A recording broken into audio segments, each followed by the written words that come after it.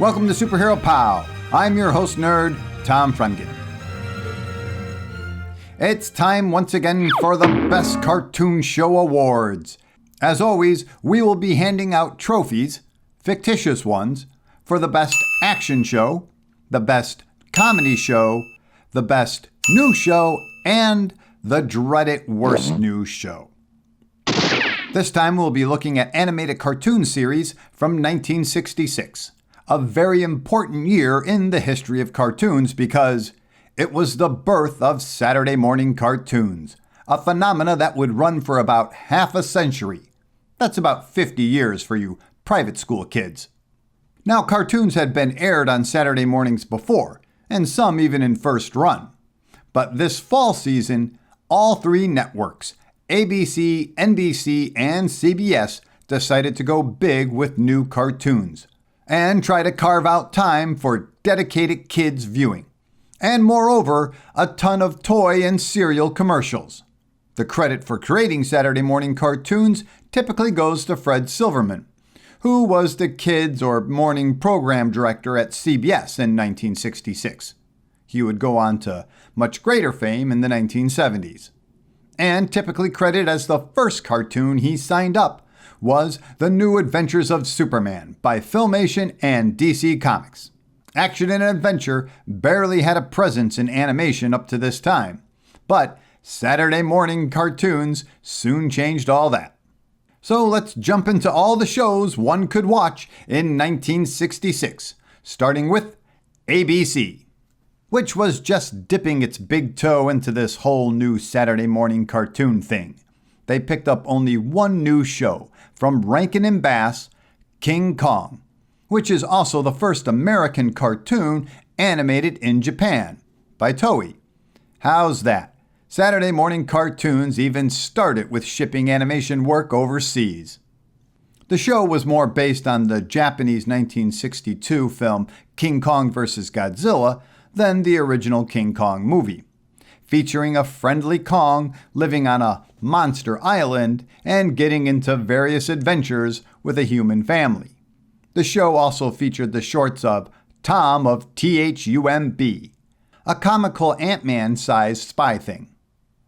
Now, as I said, some cartoons were already around before the so-called birth of Saturday morning cartoons.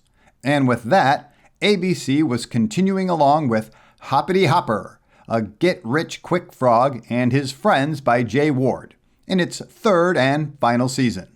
The Milton the Monster Show was basically in its second season. The kind-hearted Frankenstein-like monster by Hal Seeger was also joined by other segments like the superhero Fearless Fly, the cowboy Fluky Luke, Stuffy Dermal, the millionaire hobo, Muggy Doo, an anthropomorphic boy dog, and Penny Penguin, an anthropomorphic girl penguin. Fearless Fly would be in every episode, while the other cartoons would rotate for the third spot on the show. And then there was ABC's big ratings winner, The Beatles. The kings of pop and rock were in their second season. And no, the boys did not voice the cartoon. But rumor has it that it was ABC's first #1 show ever in the ratings. As for reruns, ABC had The Magilla Gorilla Show from Hanna-Barbera and The New Casper Show from Paramount. Both shows debuted in 1963. And for theatrical shorts reruns, they had Warner Brothers' The Porky Pig Show in its third season and The Bugs Bunny Show in its sixth season, so to speak. Moving over to NBC, they were jumping on the ever-growing superhero bandwagon with the humorous The Super Six by D. Patty Freeling, which was their first made-for-TV cartoon. The show featured 5 fairly straight superheroes: Granite Man, Magneto Man, Elevator Man, Super Scuba, Captain Zamo, plus the sad sack screw-up superhero, Super Boing. And they would all be in some sort of Adam West-like Batman adventure. Oddly enough, they never came together as a team, so you never knew whose shorts you were going to get in each episode. But somehow, someway, every episode had the brothers Mazzarelli, in the second of 3 shorts per show, which was about hapless conjoined triplets, basically one body and 3 heads with different personalities. One which was Japanese, and surely would get a sensitivity warning before each cartoon today.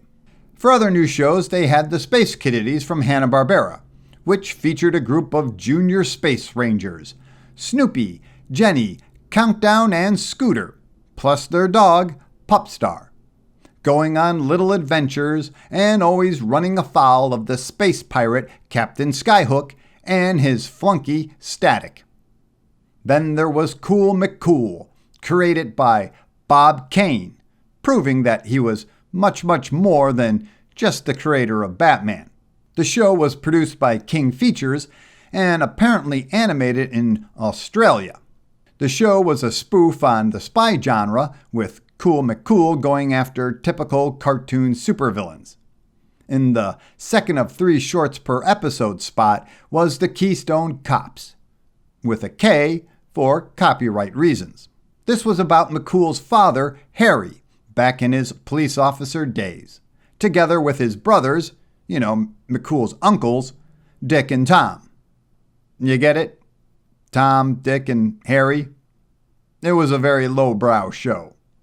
For returning shows, NBC had more superhero spy comedy action with The Adam Ant and Secret Squirrel Show, back for a second season along with all their other cartoon friends, the Hillbilly Bears, Precious Pup, Squiddly Diddly, and The Winsome Witch, all in this 1-hour programming block from Hanna-Barbera, as if you couldn't guess. For reruns, NBC had the formerly primetime Hanna-Barbera shows, The Jetsons and The Flintstones, as The Flintstones just wrapped up their 6-season run last year. Now moving over to the big one, CBS, which had 6 new shows and 1 new short. Starting with the not-quite-yet renegade animator Ralph Bashki's The Mighty Heroes from Terrytoons.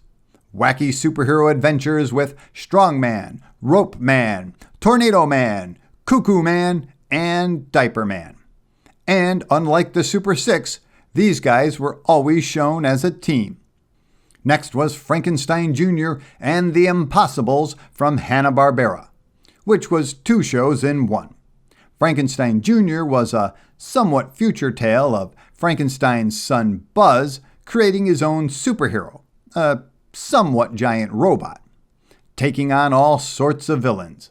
Then there was the What If the Beatles Were Also Superheroes, as the Impossibles were a hot rock and roll act as well as government-sponsored superheroes. I told you superheroes were big at this time. In fact, next was Hanna-Barbera's big superhero show, Space Ghost and Dino Boy.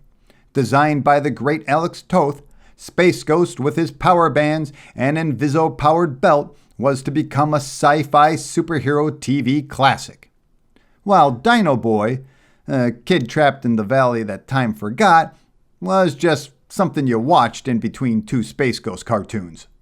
Keeping up with the superhero theme was Filmation's first big move into animation, The New Adventures of Superman, moving the Man of Steel into yet another medium.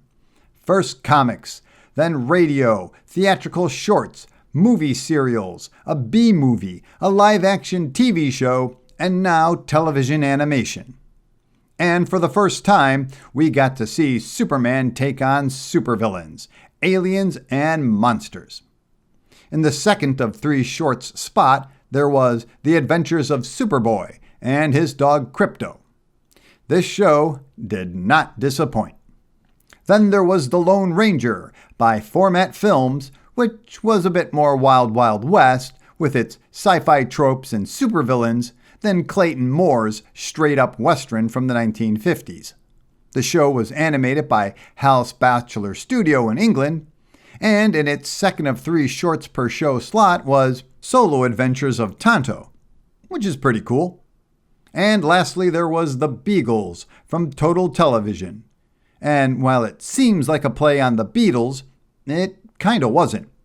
Because while it featured a struggling rock duo playing typical bubblegum music of the day, The characters' personalities were based more on Dean Martin and Jerry Lewis's comedy partnership than the Beatles. But surely that name was an early attempt at clickbait, right? The show also featured shorts of Klondike Kat, which was about a Canadian Mountie who was always outwitted by a thieving mouse, savoir-faire, who apparently was everywhere, at least until the end of the show. CBS had only one returning show, Underdog, in its third and final season. Depending on how you cut up the 62 episodes. The superhero dog was joined by rerun shorts of Commander McBragg and a brand new short, The Go-Go Gophers, which was about two Native American gophers outwitting United States Army soldier coyotes, who were trying to kick them off their land.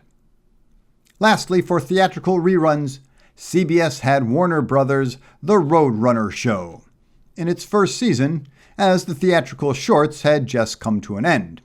Then there was MGM's The Tom and Jerry Show in its second season, so to speak, and as it aired, Chuck Jones was still making theatrical shorts of the feuding duo.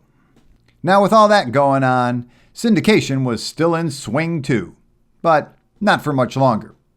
For new shows, there was Batfink and Karate by Hal Seeger Productions, which was a send-up of Adam West's Batman. Now, with his sidekick Karate, one might expect a Green Hornet influence as well, and maybe from the old radio show. But Batfink debuted a good 5 months before Bruce Lee's Green Hornet. Next there was Laurel and Hardy by Hanna-Barbera, based on the famous comedy duo from the 20s, 30s, and 40s. The cartoon debuted a year after the surviving member, Stan Laurel, passed away. Laurel and Hardy was the second of 3 cartoons based on famous comedy teams.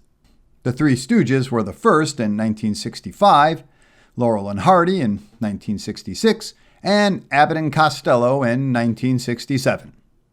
Lastly, there was the Marvel Superheroes, as if you needed any more proof that superheroes were a big thing in the late 1960s.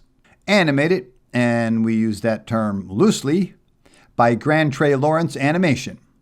The Marvel Superheroes was basically 13 episodes of 5 different Marvel superheroes: Iron Man, the Hulk, Thor, Submariner, and Captain America, whose episodes often featured the Avengers. Each episode was diced into 5 segments for ease of use by local stations. And while it's one of the cheapest shows ever produced, it's also the most comic book accurate adaptation of any superhero cartoon, as each episode was based on a specific comic book story and even used the artwork as well, for better or worse. Well, there you go.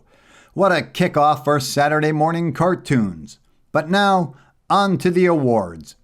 The Best Comedy Award goes to Go-Go Gophers. Akin to Blazing Saddles, Go-Go Gophers may offend the socially sensitive, but is a comedy gem nonetheless, as Ruffle Feather and Chief Running Board handily trick and defeat Colonel Kit Coyote, basically a parody of Teddy Roosevelt, and Sergeant Oklahoma, played like the typical laid-back Gary Cooper Western hero, in each 5-minute short. Like the typical total television show, what it lacked in animation, it made up for in humor, with a good setup and great execution combining wit, puns, and slapstick. With 48 shorts produced, Go-Go Gophers would leave Underdog and become its own show the next year. You genius. Next, the Best Action Award goes to The New Adventures of Superman. While clearly crude by today's standards, and what Filmation would evolve into, it was totally a superior product for its time, with model designs based on the comic books, and the writing was mostly done by, and overseen by, Mort Weisinger, Superman's comic book line editor at the time. And the voice actors were the same actors in the Fleischer Brothers theatrical shorts, as well as the original Superman radio show actors.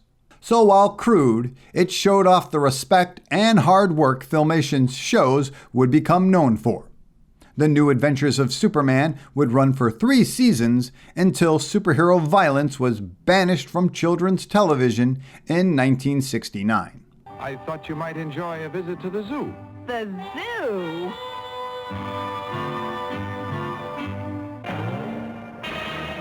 Now, before we get to the best new show, here's the worst new show from 1966. And no, we're not going to give it to Marvel superheroes. We're going to give it to Bob Kane's Cool McCool.